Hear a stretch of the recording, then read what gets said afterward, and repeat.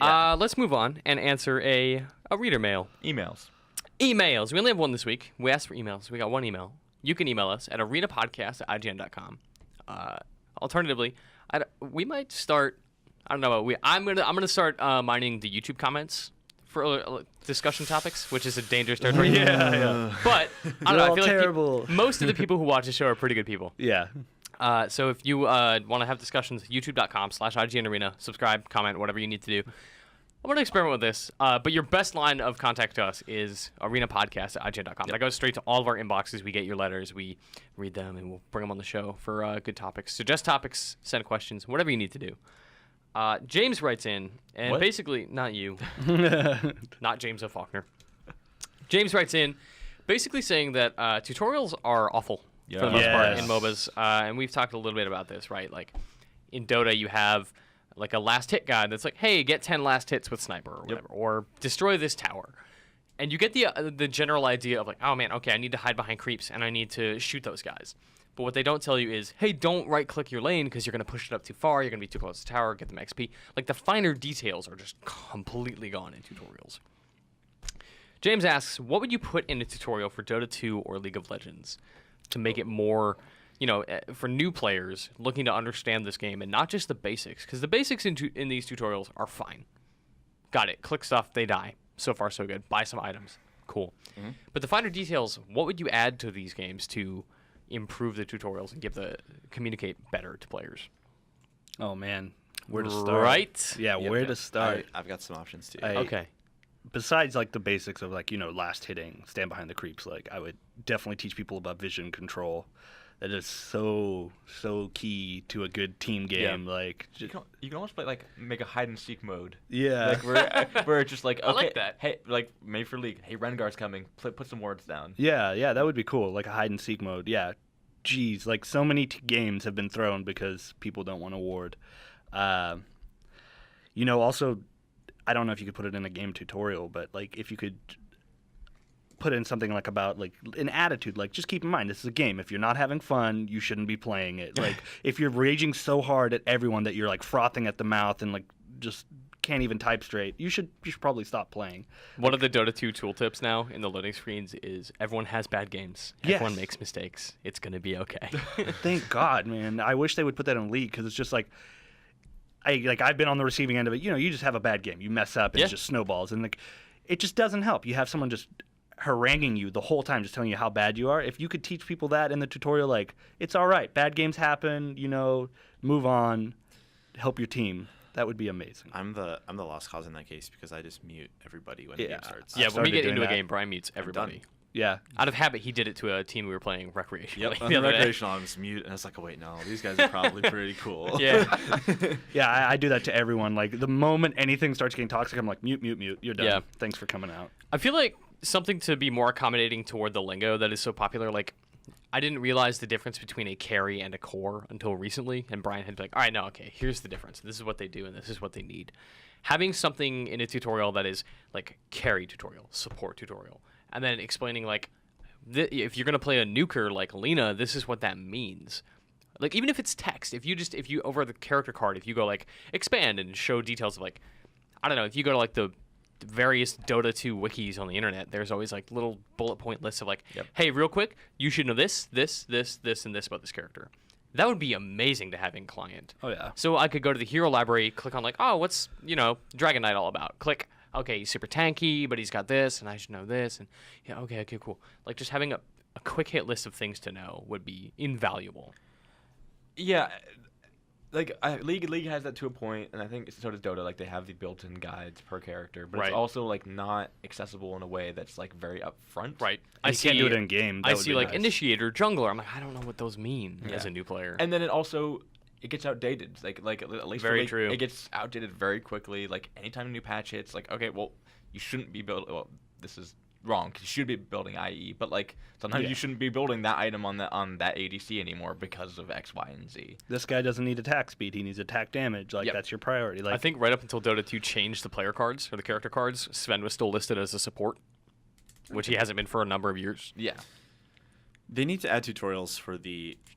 So let's say I want to practice creep blocking. That's not a thing in League. I understand.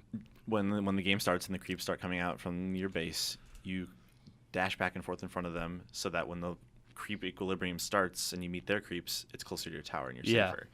That's tough to do, and there's no way to practice it without making a game and then just kind of like, okay, that one failed, I'll wait for the next wave or whatever. There needs to be a thing where you immediately hit reset and you're back at your tower and you're like, oh, this failed. That'd be helpful, yeah. That would be helpful. That's the thing. It's like it's very difficult to make a system out of that, to say like, okay, block 10 creeps or make the creeps get here, because then you also have to instruct like, all right, what you need to do is like click in front of the main creep and then tap S over and over and over and click S, click S, click S, click S. Creep stacking. There needs to be a creep stacking where you hit restart. Oh man, and yeah. you're back. The closest equivalent for League would be like freezing your lane. I don't know if you guys ever do that. It's just like basically killing minions at a pace slow enough to where the last minion doesn't die before the next wave comes. So they just end up staying in the same place within the lane.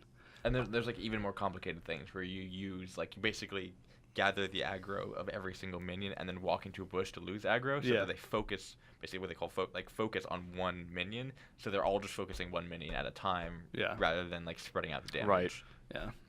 And that stuff, like I don't know how you do that. Like, Yeah, I mean we're talking about very not high level like pro play stuff, but like intermediate It is intermediate level to stuff. very strategic things that are hyper specific to not only the genre but each game. Like the game will not teach you what junglers do or how to do it ever. Sure. Yes. And some heroes, like Enigma, should be in the jungle. Yes. If you play that hero in lane, I mean it works, but Yeah. But he's not like he's so much more beneficial and he gets bigger in the jungle. But it's also like obviously it's per game basis, like Valve focusing on Dota, like it's not beneficial for them to do this because there are resources outside of the game, so they don't need to spend the money to make new systems, to design new tutorials, to add new things to the game, because this is a hardcore game. League of Legends is a hardcore game. Oh yeah. People will adapt or they will quit. Most of them adapt because League has a ridiculous amount of players and Dota is growing exponentially. So whatever they're doing is obviously working. So I just don't think they feel the need to implement these systems. And I feel like they do have like learning systems. Like I feel like ARAM is the learning system. And I feel like I still feel like they want you to play on Summoner's Rift. That is what they focus all of their balance on. But ARAM exists for you to just be like, all right, let's just play. And Dota It's needs teamfight that. mode. It needs like a BS mode like that. And all random deathmatch is kind of that, but it's still not. I mean, you don't have enough time if you go into an all random deathmatch. Like you start as Faceless Void, you're like, oh, awesome, I get to learn some Faceless Void.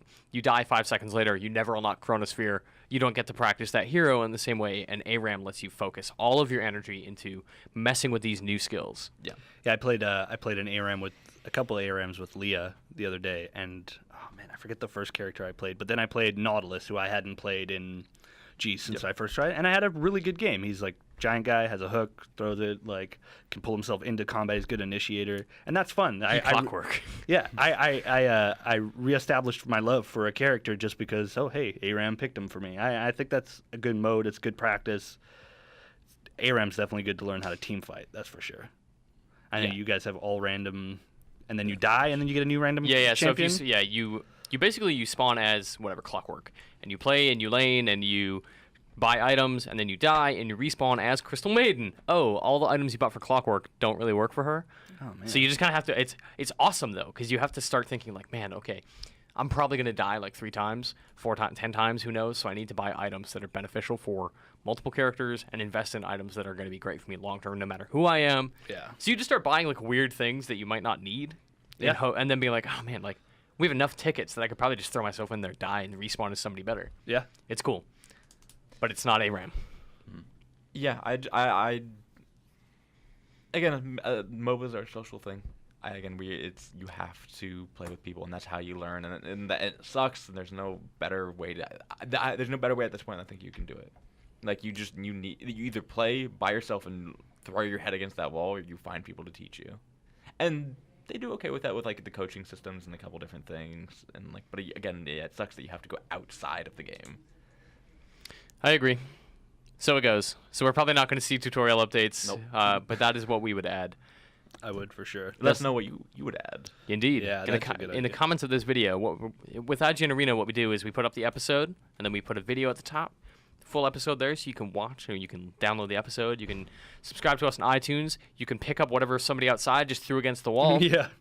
There's demolition on the 3rd floor. Something, yeah, that's but also what that on is. this floor, apparently. Apparently, yeah. Like we're feeling, it's like maybe it's just an earthquake. I don't know what's going on here. Zombie apocalypse happened right now. Good thing we're in this totally safe, soundproof room. Yeah. That's going to be our show, IGN Arena, episode 14. Hopefully there's an episode 15 and we don't die on the way out of here today. Thank you for watching. You can follow Brian on Twitter. He's at Albino Albert. I am at Mitchie D. Kyle is at Kyle That Kyle. James is at James_Faulkner. Yup. Yes. Get underscores out of your Twitter handles, people. Come on. Get it together, James. What should I change it James to? Faulkner. It's not available. J. Faulkner. At It's My Birthday Today. Registering that now. Yes. You can subscribe to us on iTunes. Give us reviews if you feel so that we deserve them. I don't know. I've actually never read the reviews for the show. I'm kind of scared too. I read the comments. Okay. Yeah, I good? read the comments. Yeah, they're mostly good. I'm going to brave into the YouTube waters, youtube.com/IGNarena. And I'm going to see how that goes. They want us to talk about Smite. Yeah, I know. And also, Heroes of the Storm is coming out of Technical Alpha, so we should maybe check that out one more time. I'm in the alpha. Me too. When they open it back up, it's down right now, and it's going to open up for like the final phase. We should check it out, and we should come up with some topics on that game. Because that game is really cool, and I do want to play more of it. I'm a fan of Blizzard. Me too.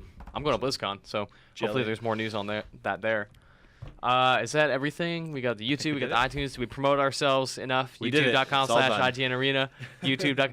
Email the show, arenapodcast@IGN.com. Email us your topic suggestions, your questions, like James did today, not you. And we'll see you next time at IGN Arena episode 15. Thanks. Bye.